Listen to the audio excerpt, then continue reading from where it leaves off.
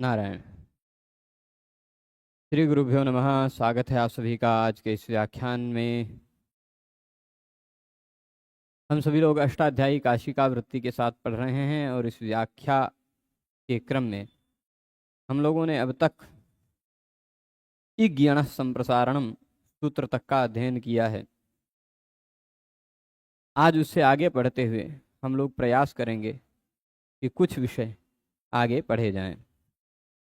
तो कुछ विषय आगे में यह प्रयास होगा कि इज्ञान संप्रसारणम के बाद आद्यन्तौ टकितौ सूत्र भी पढ़ लिया जाए। ठीक है, तो चलिए प्रारंभ करते हैं। ये हमने बता दिया था कि तत्र विधौ वाक्यार्थ उपतिष्ठति संज्ञा संप्रसारणम वसो संप्रसारणम अनुवादे वर्णः संप्रसारणाच्च इति संख्यातानुदेशादेह न भवति अदुहितराम इत्यादि। ये वसो संप्रसारण इत्यादि संप्रसारण के प्रदेश हैं। देखिए यज में य के स्थान पर ई हो गया, ई अ ज, और फिर संप्रसारण होने के बाद संप्रसारणाच्च सूत्र से पहले वाला ई जो है, बाद वाला जो अ है, उसमें से बाद वाला अ पहले वाले ई में मिल जाएगा, तो ई अ ज अ ई में मिल गया तो इज हो गया, है ना। इज त वृश्च भ्रज सृज मृज यज राज भ्राज छशाम सह, इस सूत्र से यज धातु के अंतिम वर्ण के स्थान पर श हो जाता है, तो इज जो था वह इष्ट हो गया, और त के जगह पे ट हो जाएगा स्टुनाष्टु नियम से, तो इष्ट रूप बनता है। यज धातु से इष्ट रूप बनता है। यहाँ यज के य को ई हुआ है, इसी को कहा जाता है संप्रसारण। वच धातु का उ आच बन जाता है, व वच वच वच वच होता है, व वच उ वच, है ना। वच धातु का जो उ आच हो जाता है, वहां पर भी वा को संप्रसारण होकर उ हुआ है। ठीक है, इसी तरह वह धातु का उआह वह उ हो जाता है ना। ग्रह का ग्री हो जाता है, गृहीतम, र को री हो गया, वा को उ, या को ई, रा को री, ला को लृ, ऐसा होता है। ल का लृ होने का कोई उदाहरण नहीं मिलता फिलहाल। इतना सब कुछ जाना था हमने। अब आज हम पढ़ेंगे आद्यन्तौ टकितौ। आद्यन्तौ टकितौ, यह सूत्र जानते हैं। टकितौ बहुत सिंपल सूत्र है, कुछ विशेष इसमें नहीं है। आद्यन्तौ टकितौ और मिदचोन्त्यात् परः, ये दोनों जो है ना, आद्यन्तौ टकितौ और मिदचोन्त्यात् परः, ये दोनों नियम आज हम लोग पढ़ लेंगे। तो आदिश किद भवति अंतः किद भवति, षष्ठी निर्दिष्टस्य। यहाँ बात यह है कि षष्ठी निर्देश के द्वारा कोई कार्य हो रहा हो, ठीक, षष्ठी निर्देश के का द्वारा कहीं कित अथवा टित का विधान किया जा रहा हो, तो वह आद्यन्तौ होता है, आदि और अंत में होता है। मतलब आदि और अंत में होता है, मतलब ध्यान दीजिएगा, व्याकरण में कुछ हम लोगों ने पढ़ा होगा यदि प्रारंभिक रूप से, कि कुछ प्रत्यय होते हैं, कुछ आगम होते हैं, कुछ उपदेश आदेश होते हैं। यहां हम लोग वह समझने जा रहे हैं। देखिए, कुछ आगम होते हैं। पाणिनि जी ने, भगवान पाणिनि ने तीन तरह का जोड़ दिया है। तीन ऐसे जोड़ दिए हैं जो आगम बन जाते हैं, आदेश नहीं होते वो। अब आदेश और आगम में हम अंतर समझेंगे आज। क्या होता है आदेश, क्या होता है आगम, यह अंतर समझेंगे। तब उसके बाद आद्यन्तौ टकितौ और मिदचोन्त्यात् परः, ये दोनों सूत्र समझ में आएगा। ठीक है, तो पहले आदेश क्या है और आगम क्या है। ठीक है, तो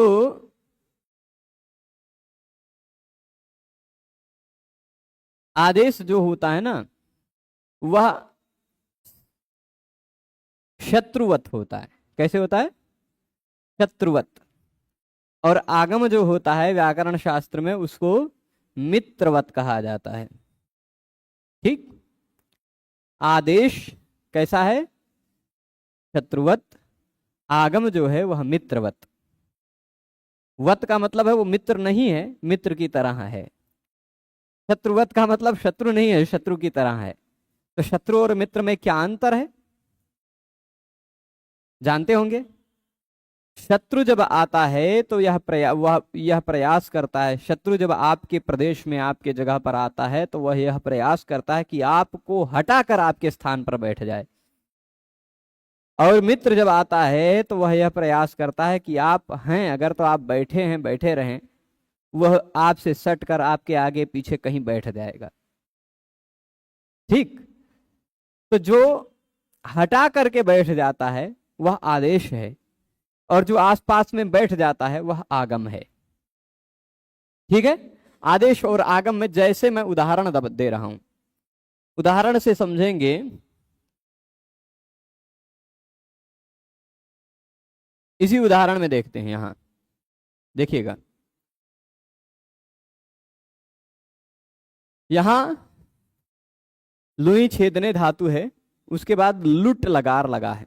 कौन सा लकार लगा है? लुट। लुट लकार में से केवल ल बचता है, उ और ट चला जाता है। ठीक। केवल ल बचता है। कैसे उ और ट जाता है जब हम तीसरा पाद पढ़ रहे होंगे तो आप बढ़िया से समझेंगे। हलंत्यम उपदेश्य जननासिक इत, ये 3-1-2 3-1-3 नंबर सूत्र में हम लोग समझेंगे। तो ल बचा है, इस ल के स्थान पर यह सूत्र ने कहा तिप्तस्थस्थमिवस्मस्तातांझथा साथांधमिड्वहिमहिं। ल के स्थान पर तिप्तस्थमिवस्मस् इत्यादि होते हैं। क्या? ल के स्थान पर। तो ये जो है ना, यह तिप क्या किया, इस ल को हटाया, उस जगह पर बैठ गया। इसको कहा जाता है आदेश। ये क्या है? आदेश। जो अपने जो जहां आया है वहां किसी को हटा करके उसके स्थान पर बैठा है। ठीक। वह आदेश है। यहां ल के स्थान पर तिप हुआ, यह क्या है? तिप आदेश हो गया। उस तिप में से ती बचा हुआ है। अब यह देखिएगा, इस तिप के ती के जगह पे ड हुआ, लुटा प्रथम से डारौ रसा। लुट लकार में प्रथम पुरुष के प्रत्ययों के स्थान पर डा रऊ और रस हो जाया करता है। तो यह ती के स्थान पर जो डा आया यह भी आदेश है ना? ती को हटा करके आ गया। समझ रहे हैं बात? डा आया। अब चलिए, एक और नियम क्या है? धातु के बाद लुट लकार का प्रत्यय लगा हुआ हो, धातु के बाद लुट लकार का प्रत्यय लगा हुआ हो तो धातु और लुट लकार के प्रत्यय के बीच में एक तासी आ जाया करता है, विकर्ण प्रत्यय। ठीक है। तासी, स्यतासी लृलुटोह, इस सूत्र से।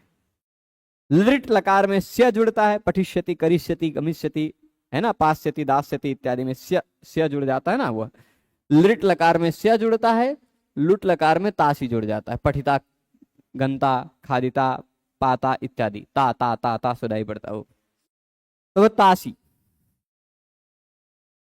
आया। यह भी एक प्रत्यय है।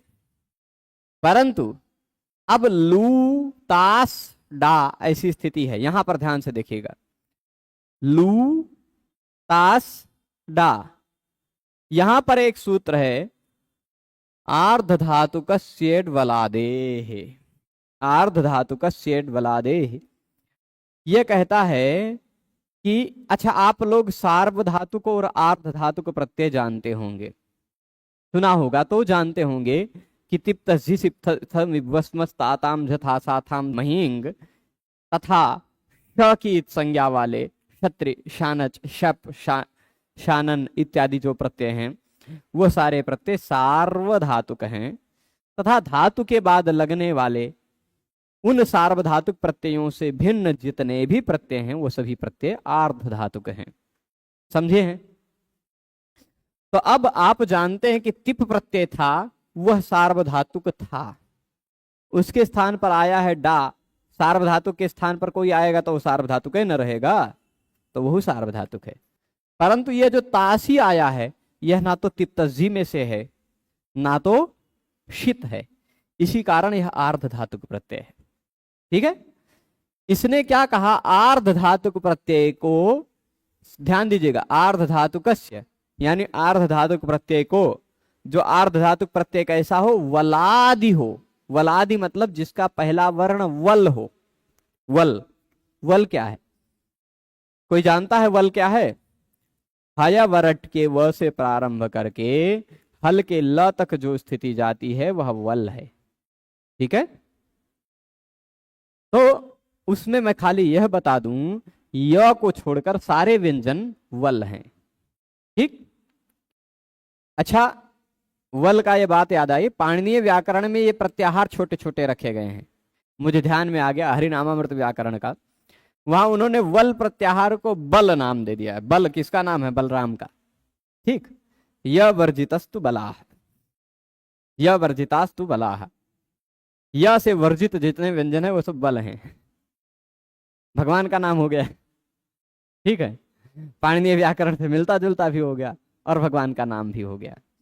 तो बलाधिक्याद बलम विदुः, है ना, उनका बल नाम था क्योंकि बलाधिक्य होने के कारण भगवान श्री बलराम का। तो वलादि यानी जिसका पहला वर्ण हो वल, वल यानी या से अतिरिक्त कोई भी व्यंजन, जिस आर्ध धातुक प्रत्यय का पहला वर्ण या के अतिरिक्त कोई भी व्यंजन हो, ता है ना, उस आर्ध धातुक प्रत्यय को इट होता है। क्या होता है? इट। ठीक है, अब यह जो इट आया है, गौर से देखिएगा, यह ताश को हटाए बिना उसके पहले जुड़ गया, है ना। इसने कहा तिप के स्थान पर, देखिए इसने क्या कहा, लुट लकार में प्रथमस्य, प्रथम के स्थान पर, प्रथम पुरुष के स्थान पर डा होता है। लुट लकार में प्रथम के स्थान पर डा हो जाता, प्रथम पुरुष के स्थान पर डा हो गया, इसको हटाया और डा आया। लेकिन इसने कहा वलादि आर्ध धातुक को इट होता है, ये रहा वलादि आर्ध धातुक, उसको हो गया इट, उसको हटाए बिना उससे पहले जुड़ गया। अंतर समझ रहे? ये जो आया है तिप, लुट को हटा करके आया है, ये भी आदेश है। ये जो तिप के स्थान पर डा आया है यह भी आदेश है, परंतु ये ताश से पहले जो ई जुड़ गया है, इट जुड़ गया है, वह आगम है। ठीक है, चलेगा। और यह आगम जो है ना, ये आगम तीन प्रकार के होते हैं। कितने प्रकार के? तीन ही प्रजाति होते हैं आगमों के। ठीक है, वही तीनों प्रजाति हम लोगों को समझनी है, तो दोनों सूत्र खत्म हो जाएंगे। अब आप आदेश और आगम में अंतर समझ गए होंगे, है ना। तो अब आगम जो है ना, वह इस सूत्र में दो प्रकार के आगम बताए गए हैं, एक ट एक क। एक जिसमें ट की इत संज्ञा हुई हो, एक जिसमें क की इत संज्ञा हुई हो, है ना। तो समझ रहे हैं? तो ट की इत संज्ञा वाला जो आ है वह आदि होगा, और क की इत संज्ञा वाला जो है वह अंत होगा। बस इतनी ही बात है। आद्यंतौ टकितौ, आद्यंतौ में कितनी बातें कही गई? आदि और अंत दो कहा गया। टकितौ में कितनी का बात कही गई? दो, टित और कित। टाकित संज्ञा व कित काकित संज्ञा। तो ये भी दो, ये भी दो, मतलब एक सीरियल वाइज कर लीजिए। आदि में होता है ट, अंत में होता है क। उदाहरण से देखिए, यहां उदाहरण जो हमने दिखाया था ना, इस उदाहरण में ये जो है ना इट, आर्ध धातु का सेट वाला आदेश से जो इट आ रहा है, यह इट कैसा है? टित है, ट की इत संज्ञा वाला है ना। ये जिसको हो रहा है, इसको हो रहा है, उसके आदि में बैठेगा, उसके पहले बैठ जाएगा। ठीक, ट की इत संज्ञा वाला है तो पहले बैठ जुड़ जाएगा, क की इत संज्ञा वाला है तो बाद में जुड़ जाएगा। ठीक, ये मैंने बताया आदेश और आगम में जो अंतर है वह अंतर आप समझ गए होंगे, समझे हैं। आदेश और आगम का अंतर स्पष्ट है। तो आगम जो है ना वह मतलब यह हुआ कि वह या तो आगे बैठ जाएगा या तो बाद में बैठेगा, आगे पीछे कहीं बैठ जाएगा, है ना। मित्र की तरह है, वो हटाएगा नहीं, हटाएगा नहीं, आके बैठ जाएगा पास में। तो पास में बैठेगा तो कौन कहां बैठेगा? पास में हटाए बिना बैठना तीन तरह से हो सकता है। कैसे? हटाए बिना बैठना भाषा में तीन तरह से हो सकता है। कैसे? भाषा में तो ऊपर नीचे कुछ होता नहीं, भाषा में आगे पीछे ही होता है ना। तो या तो पहले बैठ जाएगा या तो बाद में बैठ जाएगा, दो हुआ, और या तो बीच में बैठ जाएगा, तीन हुआ। यही तीन तरह की स्थिति हो सकती है, ठीक है। तो जो ट वाला है वह पहले जुड़ेगा, पहले बैठेगा, और जो क वाला है वह बाद में बैठेगा। और अभी जो और तीसरा प्रजाति है वो हम अगले सूत्र में समझेंगे, मिदचो अंत्यात परा, ठीक है। तो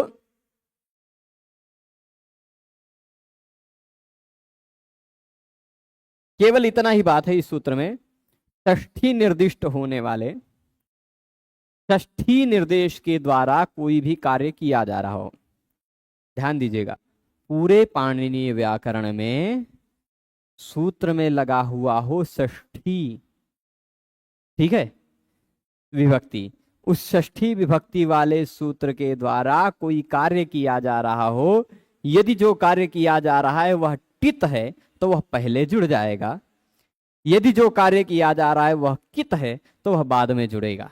इतनी ही बात इस सूत्र का है, इतना ही इस सूत्र का सार है, ठीक है।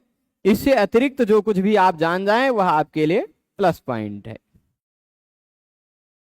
तो आद्यंतो टकितो स्पष्ट है, कोई दिक्कत? चलिए हम कुछ उदाहरण इसके देते हैं। टित आगम जो है, टित ये आगम के विषय में बता रहे हैं। टकितों में जो है ना, टकितों में किस तरह से समास किया गया है वो भी देख लेते हैं। यस्मिन् शब्द स्वरूपे टकारः ककारः इति संज्ञकः अस्ति तत् शब्द स्वरूपम आगमः एव भवेत् इति आवश्यकं प्रत्ययेष्वपि एते वर्णाः, ठीक है।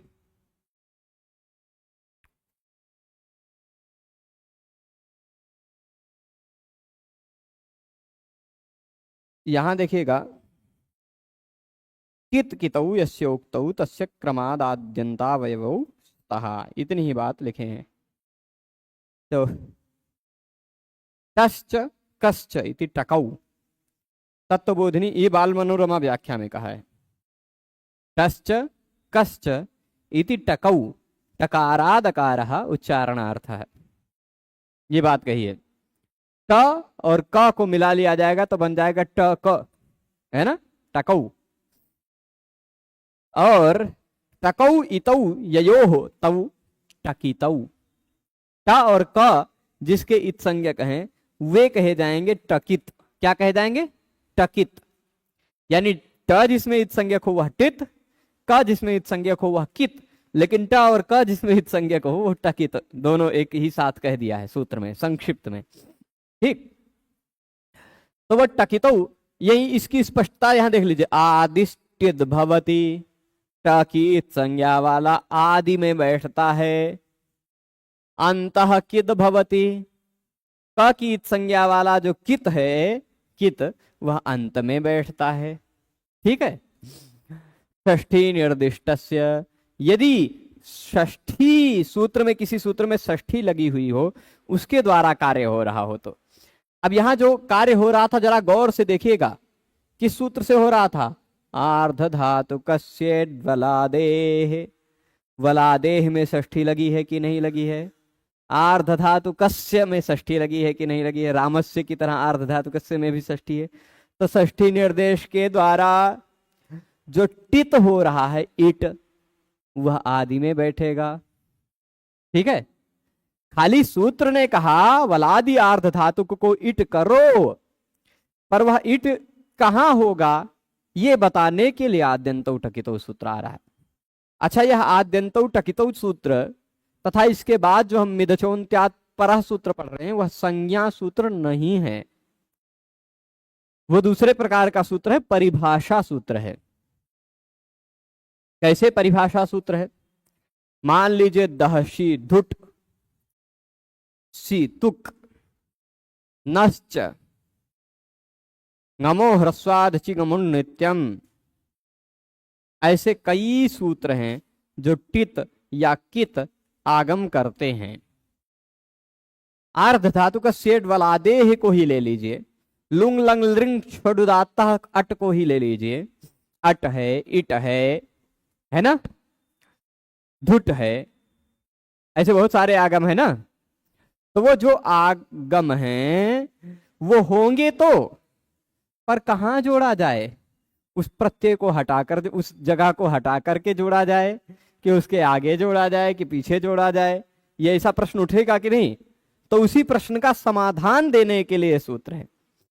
जब एक सूत्र के द्वारा हो रहा कार्य स्पष्टता ना हो तो उसको स्पष्टता देने के लिए जो सूत्र आते हैं वो परिभाषा सूत्र होते हैं। इस सूत्र का कोई विशेष कार्य नहीं है, यह सूत्र केवल यह बता रहा है कि पूरे पाणिनीय व्याकरण में 4000 सूत्रों में से किसी भी सूत्र के द्वारा, समझ रहे, 4000 सूत्रों के में से किसी भी सूत्र में अगर षष्ठी विभक्ति लगी हुई है किसी भी शब्द में, और उस सूत्र के द्वारा कोई टित कहा जा रहा है, कोई टित आगम कहा जा रहा है या कोई कित आगम कहा जा रहा है, तो वह कहां बैठेगा उसी का निर्णय यह सूत्र करता है। यदि टित है तो वह आगे बैठेगा, यदि कित है तो अंत में बैठेगा, यही निर्णय करता है। नारायण नारायण। ठीक है, निर्णय क्या है? यदि वह टित है तो आदि में, यदि कित है तो अंत में। नारायण नारायण। फिर से, तो अब ये देखिए, टित था तो आदि में बैठ गया लविता। खाली एक ही उदाहरण बताया है, और भी जो उदाहरण है सूत्र में यहां वृत्ति में दिए हुए उनको देख लेते हैं। मुंडो भीषयते, ये भी देख लेते हैं। हाँ, मुंडो भीषयते, यह कित का उदाहरण दिया। ठीक है, 7 3 40 नंबर सूत्र निकाल लेंगे। ये लिखा है नंबर 7 3 40, सूत्रों लिखा है भियो हेतु भय शुक। ठीक है,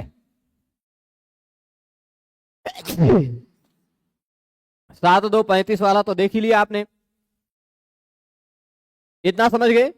तित जो होता है वह आदि में होता है, कित जो होता है वह अंत में होता है। आद्यंतो टकितो का इतना ही अर्थ है। कब? किसका? षष्ठी निर्दिष्ट का। उदाहरण क्या दिया? लविता। लविता में ई जो जुड़ा है यह टित है, इट, इट था ना, देखिए इधर दिखाना, ये इट जुड़ा है, लू ई, फिर लो ई, फिर लव ई, लविता। यह जो ई जो जुड़ा है वह ता के पहले जुड़ा है क्योंकि टित है। ठीक है, समझ गए। तथा कित वाला उदाहरण दे रहे हैं, मुंडो भीषयते। इस उदाहरण को समझते हैं। धातु है भी, ये भी भये। ठीक है, ये भी भय धातु है। इस धातु के बाद हम णिच प्रत्यय लगाएंगे। कौन सा प्रत्यय? णिच। णिच प्रत्यय लगता है तो णिच में से केवल ई बचता है। यदि आपको ध्यान हो तो मैंने कुछ प्रत्ययों का अधिकार बताया था, प्रत्ययों का पूरा बॉर्डर बताया था। तो उसको बताते समय मैंने कहा था कुछ प्रत्यय ऐसे होते हैं जो प्रत्यय जहां लग जाते हैं वो भी धातु बन जाता है। वो सन आदि 12 प्रत्यय, जैसे पठ धातु है लेकिन सन प्रत्यय लगने पर पिपठिस धातु बन जाता है। जैसे पठति का पठता पठति पठता पठन्ति बनता, वैसे पिपठिष का भी पिपठिष्यति पिपठिष्यतः पिपठिषन्ति इत्यादि रूप बनता है। ठीक है, तो उसी तरह तीसरे अध्याय के पहले पाद में 5 नंबर सूत्र से लेकर लगभग 38 नंबर सूत्र तक वो 12 प्रत्यय कहे गए हैं। लगभग कह रहा हूं, बाद वाला नंबर हो सकता है कंफर्म ना हो, पर बाद वाला नंबर कंफर्म करने के लिए आप सनाद्यंता धातव देख सकते हैं सूत्र। सनाद्यंता धातव 32 नंबर सूत्र। ठीक है, 5 से 3 1 32 के बीच में जो 12 प्रत्यय कहे गए हैं उन्हीं में से एक प्रत्यय यह है अणिच। हेतुमति च सूत्र उसी बीच में कहीं दिखाई पड़ रहा होगा, उसी से हुआ। ठीक है, हेतुमति च देख लेंगे, 3 1 26 नंबर सूत्र पर दिखाई पड़ जाएगा, है ना। 3 1 5 गुप्तिज के ध्यासन के बाद है, तथा 3 1 32 सनाद्यंता धातव से पहले है ये सूत्र। हेतुमति च 3 1 26 पर उसी सूत्र से अणिच प्रत्यय लग गया। ठीक है, मिला बलवंत जी? देख लीजिए एक बार, निकाल लीजिए, पेज नंबर 7 8 पे होगा, नहीं 7 8 कह रहा हूं, गलती कर रहा हूं, 15 पेज के आगे होगा। हम पे 1 3 पे चले गए थे, 3 1 नहीं 1 3 26 पेज पे है। ठीक है, कौन सा? हाँ 3 1 26 है, हाँ ठीक है, मिला बलवंत जी? तीसरे अध्याय के पहले पाद का 26 नंबर सूत्र निकाल लें, 3 1 26। ठीक है, आप ज्यादा पाद पढ़ रहे हैं तो ये सूत्र है हेतुमति च। मिला है? उसी में 5 नंबर सूत्र देखिए, गुप्तिज की ध्यासन है 5 नंबर, 5 पे है ना। वहां से सन आदि 12 प्रत्ययों का प्रकरण शुरू होता है। सन क्यच काम्यच क्यंग क्यश क्विप इतणिच यंग इत्यादि। उनमें से एक अणिच प्रत्यय भी है, जो प्रत्यय 3 1 26 नंबर सूत्र से होता है। ठीक है,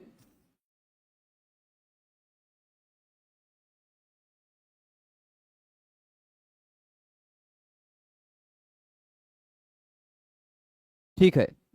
मृदुल कृष्ण जी पूछ रहे, गुरु जी किसी भी जगह यह कैसे समझे कि षष्ठी निर्दिष्ट कौन सा शब्द है या द्वितीय निर्दिष्ट कौन सा शब्द है, हम क्या करें?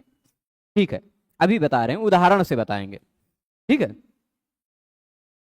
तो अब भी ई हुआ है, णिच प्रत्यय लगा है हेतुमति च सूत्र से। उसमें देखिएगा कहीं से सत्यापपास रूप वीणा तुल श्लोक करके सूत्र है, वहां से णिच आ रहा होगा, अनुवृत्त होकर आ रहा है ना।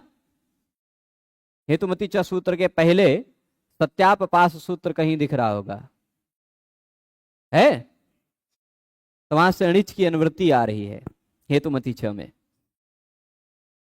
अणिच प्रत्यय लग गया, भी अणिच। अणिच प्रत्यय लगकर जो शब्द बन जाता है वह धातु हो जाता है।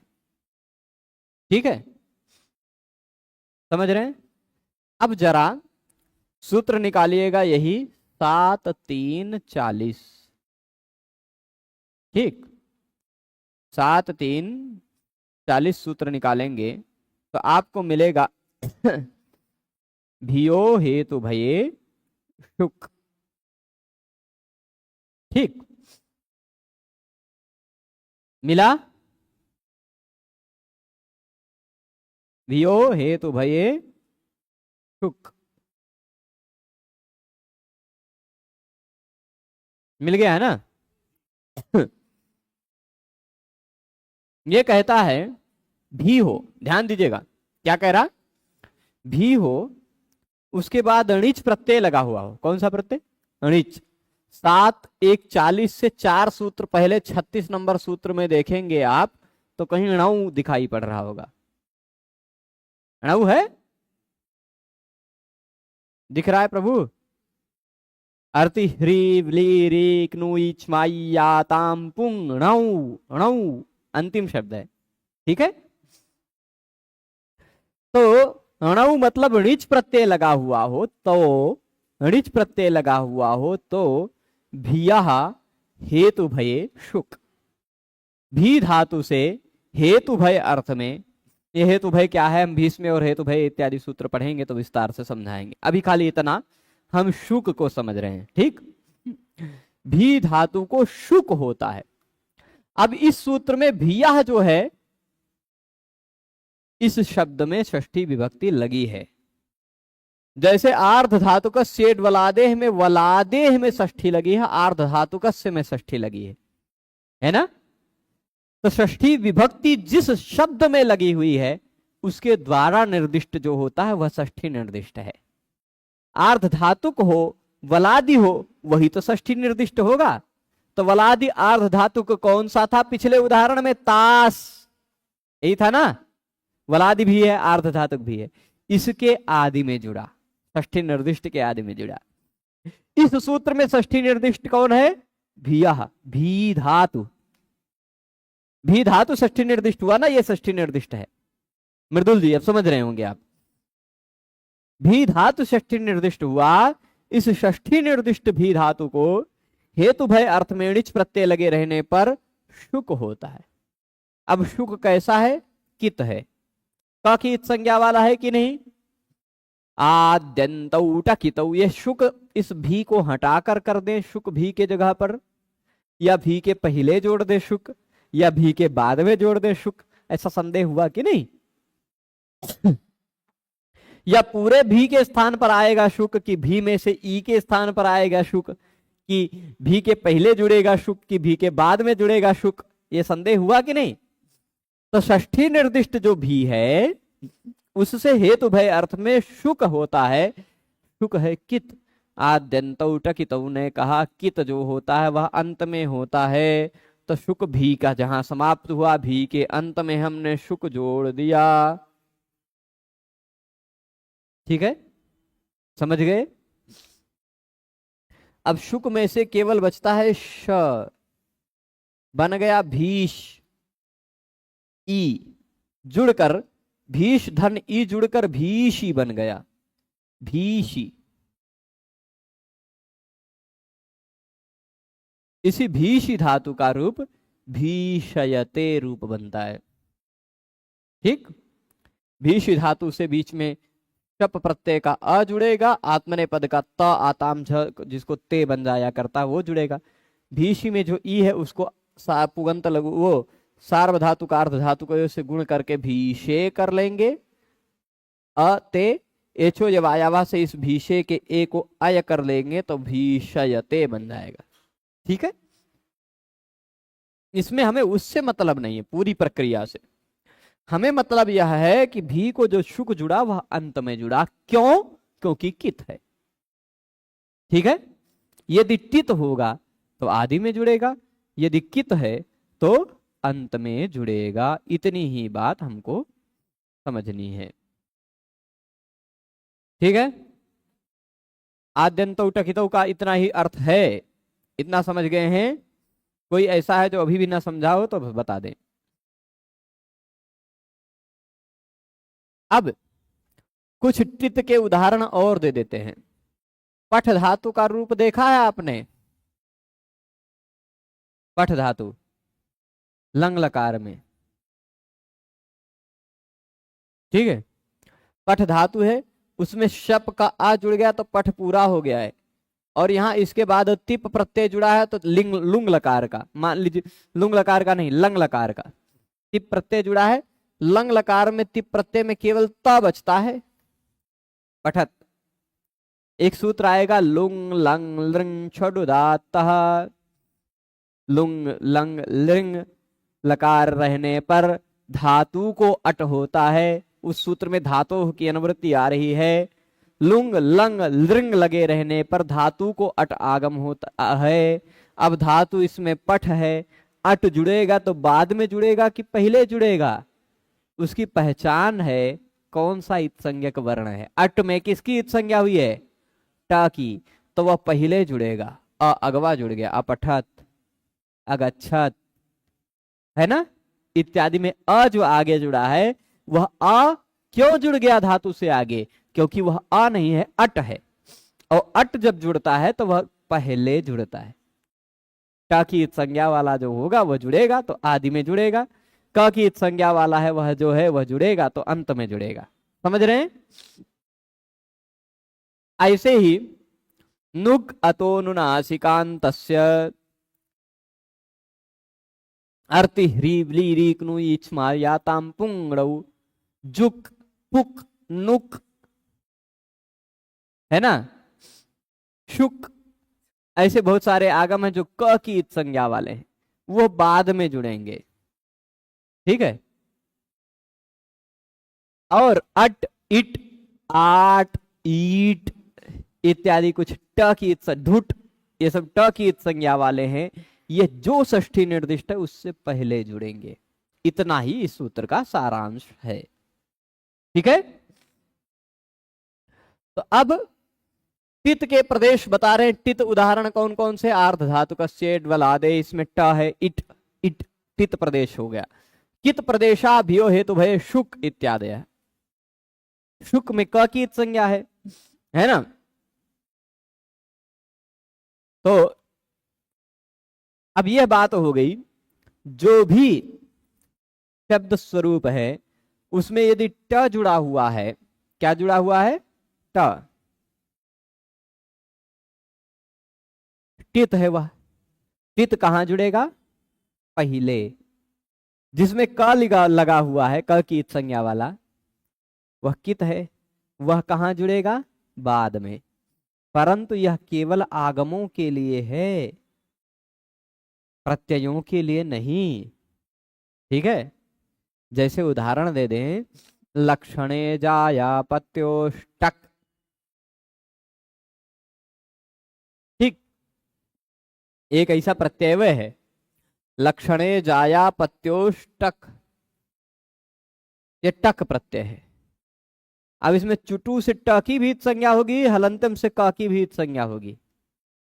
तब आप कंफ्यूज आ गए कि यह टित भी है, कित भी है, इसको आदि में जोड़े कि अंत में जोड़े हैं। भाई यह प्रत्यय है, प्रत्यय हमेशा अंत में ही जुड़ता है। ठीक है। आगम के विषय में बात चल रही है। जो आगम है, जो षष्ठी निर्देश के द्वारा हो रहा है, समझ रहे, जो षष्ठी निर्देश के द्वारा जो आगम हो रहा है, वह आगम ही यदि टित है तो आदि में जुड़ेगा, यदि कित है तो अंत में जुड़ेगा। ठीक है। तो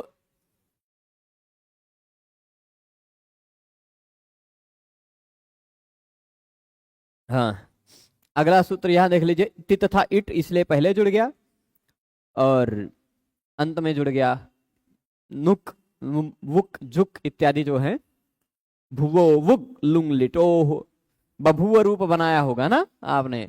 भू धातु का लुट लिट लकार में भू धातु है, भू, इसके बाद लिट है। ठीक,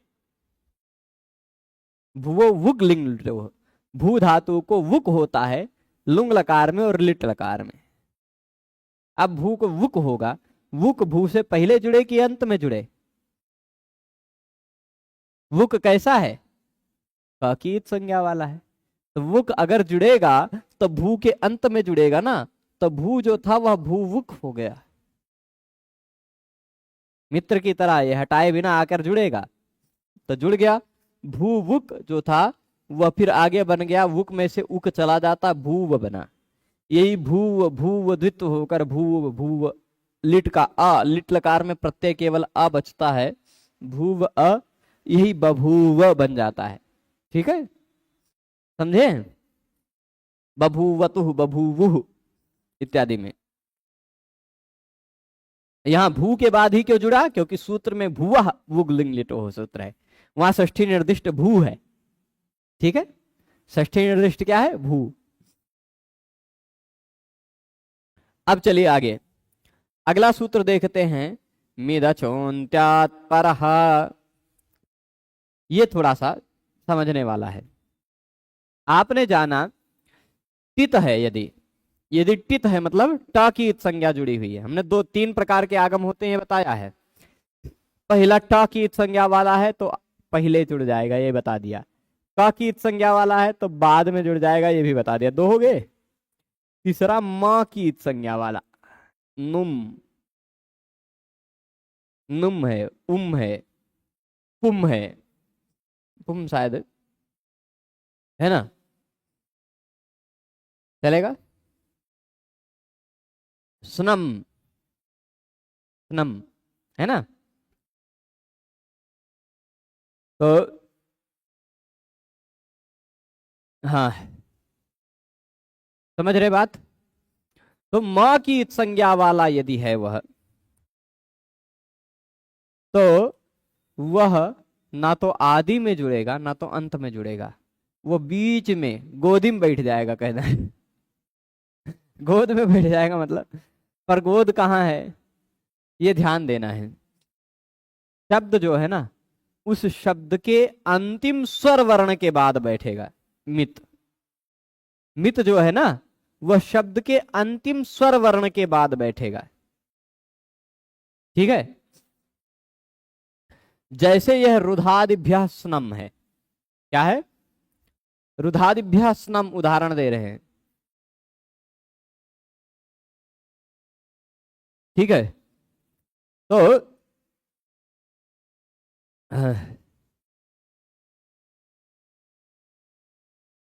उदाहरण देखिएगा। हाँ,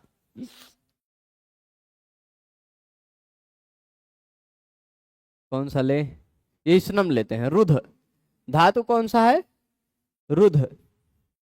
इस रुध धातु को लट लिट लट लोट लंग विधिलिंग चार लकारों में स्नम होता है।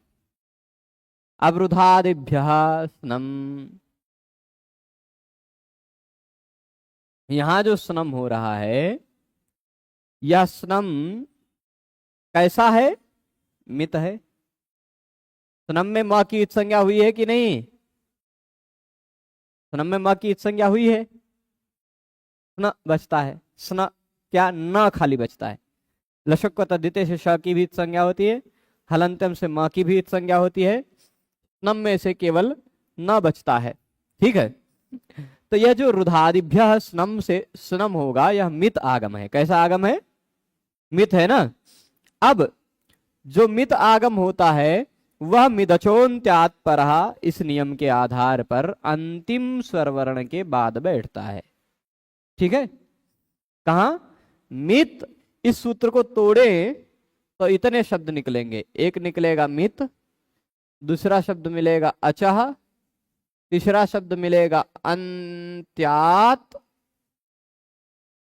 और चौथा शब्द है परः। ठीक, मित अचः अन्त्यात् परः, मिदचोन्त्यात् परः। मित अचः मिदचः बन जाएगा, झलाम जशोन्ते से जस्त संधि हो जाएगा। अचः अन्त्यात् अचोन्त्यात् बन जाएगा, है ना। परः तो जुड़ ही जाएगा सीधे। तो मिदचोन्त्यात् परः मतलब यदि वह मित है तो अंतिम स्वर वर्ण के बाद बैठेगा। जिसको भी हो रहा है उसके अंतिम स्वर वर्ण के बाद।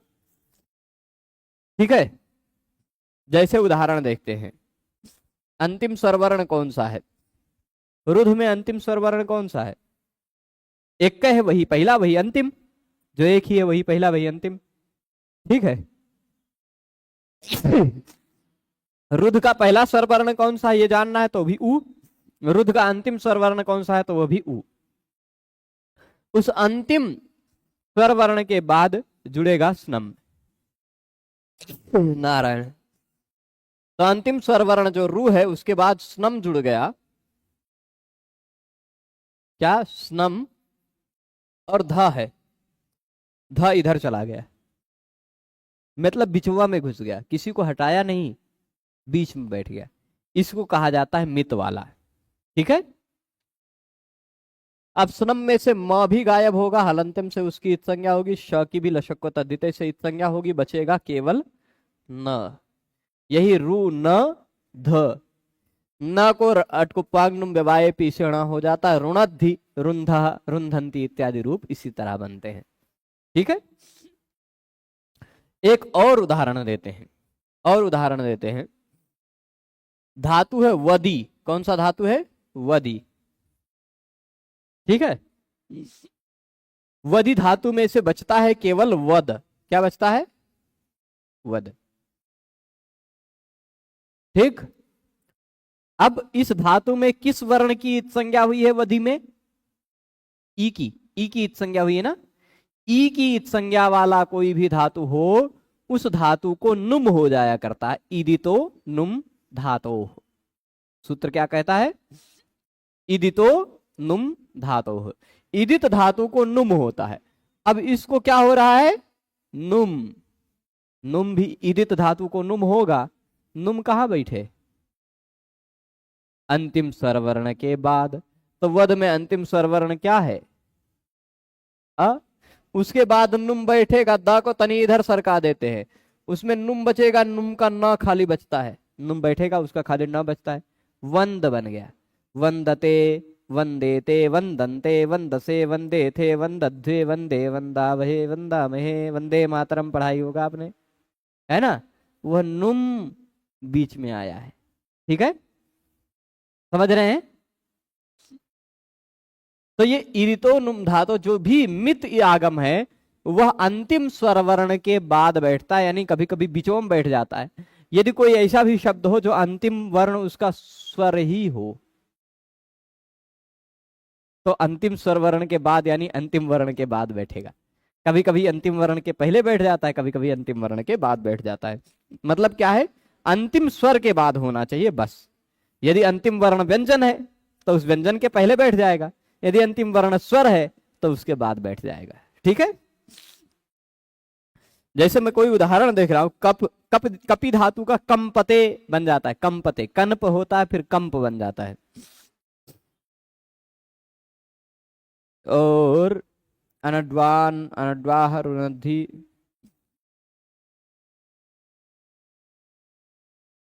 हाँ एक और उदाहरण लेते हैं। धातु है मस्ज,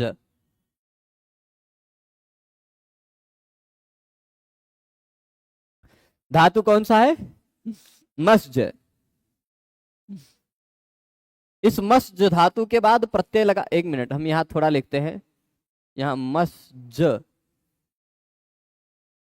इसके बाद प्रत्यय लगा क्त। ठीक है।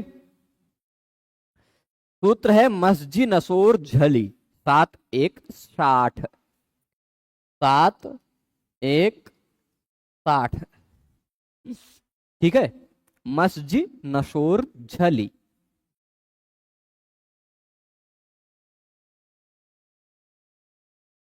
ठीक है।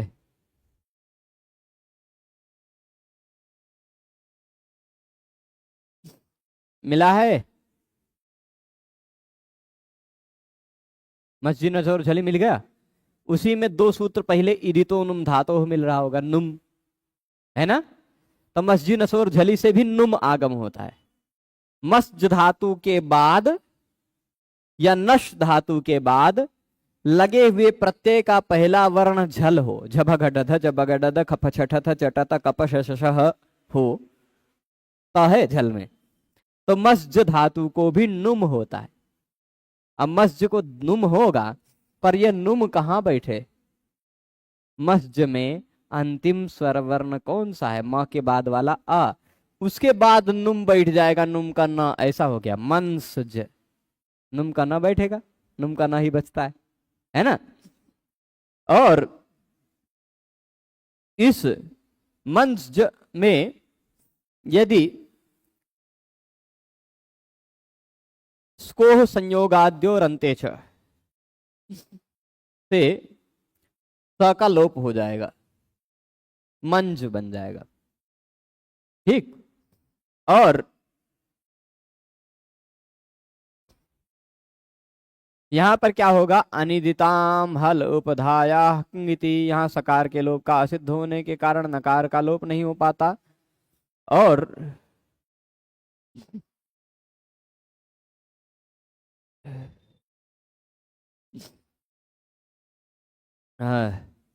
मस्जिद नशोर झली।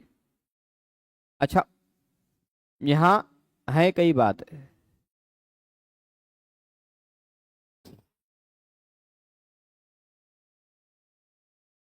यहाँ मस्ज धातु में नुम आगम जो है ना, यह अंतिम वर्ण से पहले होगा। ठीक, ये विशेष बात है मस्ज धातु का। यदि नहीं करेंगे तो मग्न रूप नहीं बनेगा। ठीक है, यहां ज के बाद होगा म स ज नम, उस करके मग्न बनाएंगे। हाँ, मस धातु से जो मस्जेरंत्यात पूर्वम नुममिच्छन्ति, यहाँ ये बात आएगा ना, मस्जेरंस्यात पूर्वम नुममिच्छन्त्यनुषंग संयोगादिलोपार्थम। ठीक है, यदि ये मस्जी नशोर झली वाला जो है ना, यहाँ नुम आगम जो हो रहा है मस्ज में, वो एक विशेष बात है। अन्य सभी जगहों में मस्ज धातु को छोड़ करके अन्य सभी जगहों पर जो मित है, वह मित अंतिम से पूर्व में बैठेगा, अंतिम स्वरवर्ण के पर में बैठेगा। मिदचोन्त्यात पर, अंतिम अच के पर में। ठीक है, परंतु मस्ज धातु जो है ना, इस मस्ज धातु में अंतिम वर्ण के पहले मस्जेह अंत्यात पूर्वम नुमम इच्छन्ति, मस्ज धातु में अंतिम वर्ण से पूर्व नुम चाहते हैं। तो जैसे मस्ज है ना, यहां पर नुम जो होगा यह अंतिम वर्ण के पहले होगा। ठीक है, तभी संयोगांत लोप हो पाएगा। ठीक है, चलेगा। और इस ना का भी लोप होगा, नुम आएगा पर ना का लोप होगा। ज बचेगा, ता के जगह पे ना हो जाएगा, ता प्रत्यय जो है ज के जगह पे ग हो जाएगा, मग्न ता के जगह पे न होकर मग्न बनेगा, मग्नवान बनेगा, इस तरह से। ठीक है, मस्ज धातु में जो नुम आगम होता है, यहां मंकता में ज्यादा अच्छे से समझेंगे। मंकता, मंकता,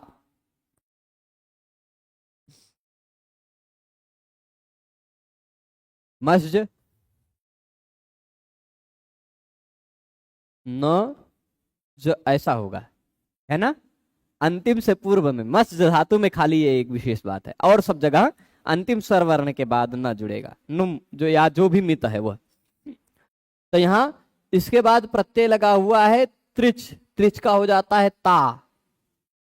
ठीक है, इसको संयोगाद्य और अंत्य से संयोग का पहला वर्ण स रहेगा, तभी उसका लोप हो पाएगा, नहीं तो लोप नहीं हो पाएगा।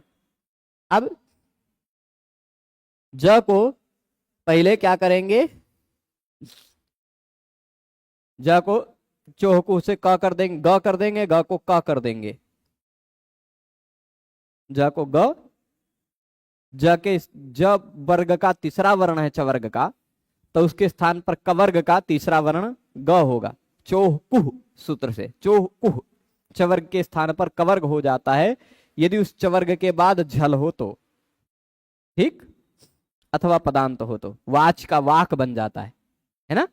वैसे च को क हो जाता है, छ को ख हो जाता है, ज को ग हो जाता है, और उस ग को फिर खरी च से क भी हो जाएगा। मनकता, ऐसा हुआ। अभी जो न है, नश्चापदांतस्य झली सूत्र से न को अनुस्वार होगा, और अनुस्वार से यही पर सवर्ण से ङ हो जाएगा। इस तरह मंगता रूप बनेगा। ठीक है, मंगतुम, तुमुन प्रत्यय लगने पर मंगतुम इसी तरह बनेगा। तो अंतिम से पूर्व में नुम होता है, चलेगा। अब यहां पहले वृत्ति से एक एक शब्द समझ लेते हैं।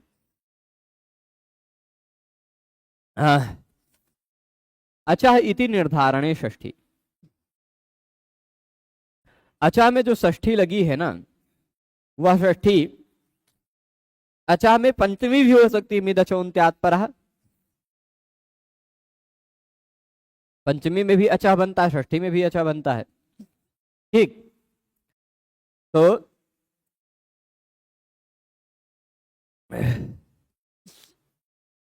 ये भी का बात होती तब तो नपुंसकस्य झलचः में नुम अंतिम अच के बाद में होता कुंडानी इति। ठीक है, तो अचः जो है ना, यह निर्धारण करने में षष्ठी है कि जहां भी यह नुम होगा वह अंतिम अच को देखेगा।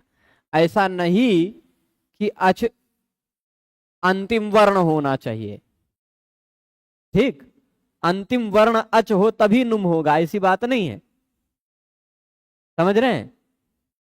अंतिम अच मिलना चाहिए, वह अंतिम वर्ण के रूप में हो चाहे ना हो। ठीक, अच के रूप किस तरह चलेंगे? अच अचौ अचः, अचम अचौ अचः, अचा अजभ्याम अजभी, अचे अजभ्याम अजभ्या, अचः अजभ्याम अजभ्या, अचः अचोह अचाम अचि, अचोह अक्षु, ऐसा रूप चलेगा। तो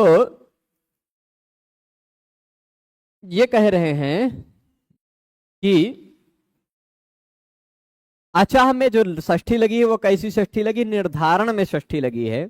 मतलब क्या है? उसका तात्पर्य यह है कि यदि मिदचोन्त्यात् परा में अचः में निर्धारण वाली षष्ठी न होती तो हमको यह पता चलता कि अंतिम वर्ण अच होना चाहिए, तभी यह नियम लगेगा। अचः अंत्यात्, अंतिम अच होना चाहिए, अंतिम वर्ण अच होना चाहिए, तभी यह नियम लगेगा। पर निर्धारण षष्ठी है कि शब्द में कहीं भी अच हो उसी को पकड़ लीजिए, अंतिम अच हो उसी को पकड़ लीजिए, उसके पर में जोड़ दीजिए। ठीक, जातौ च इदम एक वचनम, अचः में जो एक वचन है वो जाति में है। जाति में एक वचन है मतलब अचत्व विशिष्ट जो कुछ भी है वह अच है।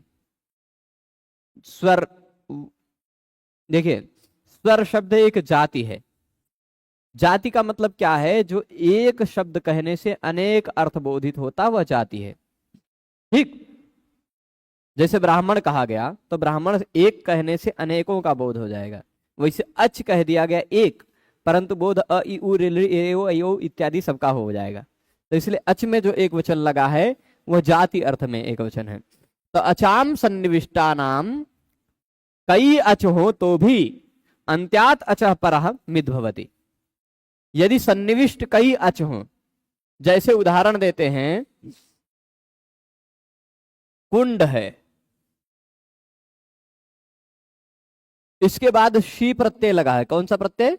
शी, जिसका बचा ई। नपुंसकस्य झलचः सूत्र ने कहा कि नपुंसक लिंग में झलंत या अजंत धातु हो तो उसको नुम हो जा, झलंत या अजंत शब्द हो तो उसको नुम हो जाता है। अब कुंड को नुम करो तो कुंड में नुम कहां बैठेगा? एक स्वर ये भी है, एक स्वर ये भी है, अंतिम स्वर वर के बाद बैठेगा कुंड में ई, तो कुंडन हो गया, कुंडन ई। अब जैसे राजन का राजा नौ बन जाता है सर्वनाम स्थाने चा समुद्धव सूत्र से, वैसे कुंडन को कुंडान हो गया, उसमें ई जुड़ेगा, कुंडानी रूप बनता है, फलानी पुष्पाणी इत्यादि में, है ना।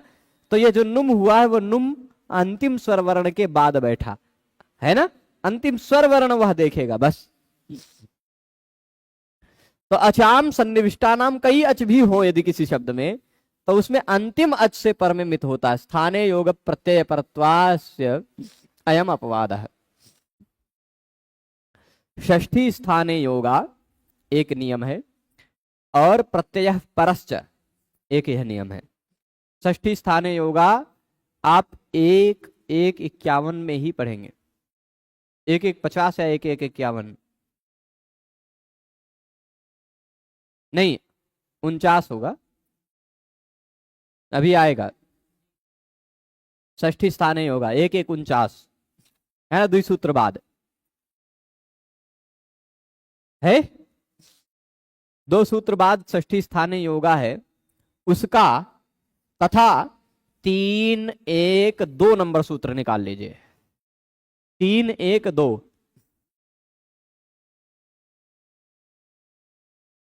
सूत्र नंबर लिख भी देता हूं, 3 1 2। और एक सूत्र क्या है, 1 1 49, 1 1 49 और 3 1 2, ये दो सूत्र। ठीक है। 1 1 49 कहता है कि षष्ठी विभक्ति के द्वारा जो कार्य हो रहा है वहां स्थाने जोड़ना है, अर्थ में। अर्थ में क्या लाना है, स्थाने। जैसे इकह यण अचि लाना है, इकह में षष्ठी लगी है इकह, तो उसका अर्थ क्या हो जाएगा, इकह स्थाने यण। स्थाने जोड़ना है, स्थाने जोड़ना है। ये स्थाने योग वाली विषय हो गया 1 1 49 का। और ये प्रत्यय परत्वस्य, ये वाली बात जो 3 1 2 में लिखा है, प्रत्यय 3 1 1 नंबर सूत्र है प्रत्यय, 3 1 2 नंबर सूत्र है परश्च। परश्च क्या कहता है, जो कोई भी प्रत्यय होता है वह पर में ही जुड़ता है ना। जो कोई भी प्रत्यय होता है वह पर में ही जुड़ता है। परंतु ये तो कहा कि प्रत्यय भी हो, चाहे आगम हो, चाहे जैसा हो, यदि मित है तो अंतिम स्वर वर्ण के बाद बैठेगा। ठीक है। तो एकदम पर में जुड़ा ये बात नहीं है कि नहीं, और उसके स्थान पर आकर बैठ गया ये भी बात नहीं है, तो स्थानीय योग भी नहीं है। और प्रत्येक जो एकदम प्रत्येक पर में ही जुड़ना चाहिए वो पर वाली बात भी नहीं है, अंतिम स्वर वर्ण के पर में जुड़ेगा। कभी कभी शब्दों के बिचौले में घुस जाता है, तब पर वाली बात तो रह नहीं गई। वही स्थानीय योग प्रत्यय परत्वस्य अयम अपवाद है, यह नियम जो है यह नियम अपवाद है। प्रत्यय सभी पर में ही होते हैं, लेकिन यदि मित है तो पर में नहीं जुड़ेगा, अंतिम अच से पर में जुड़ेगा, अंतिम स्वर वर्ण के बाद जुड़ेगा। ठीक है।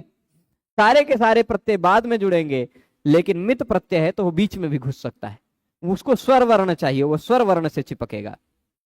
ठीक है। और अन्य कोई आदेश हो रहा है तो वो स्थान पर आएगा, लेकिन यदि वह मित है तो वह कहां आएगा, वह अंतिम स्वर वर्ण के बाद। ठीक है, जुड़ेगा। वीरुण धी, यहां स्नम जुड़ा है बीच में, रुद्ध धातु। मुंचती, मुंचती में आप सूत्र यदि निकालना चाहे तो देख सकते हैं। धातु है मुच, क्या है, मुच, तुदादि गण का धातु है। लघु सिद्धांत कौमुदी में तुदादि प्रकरण में यह सूत्र मिलेगा, परंतु अष्टाध्यायी में 7वें ही अध्याय में है। एक बार मैं पाद कन्फर्म कर लेता हूं। 7 1 59, ठीक, 7 1 59 सूत्र नंबर मिला। 7.1.59 मिल गया सूत्र।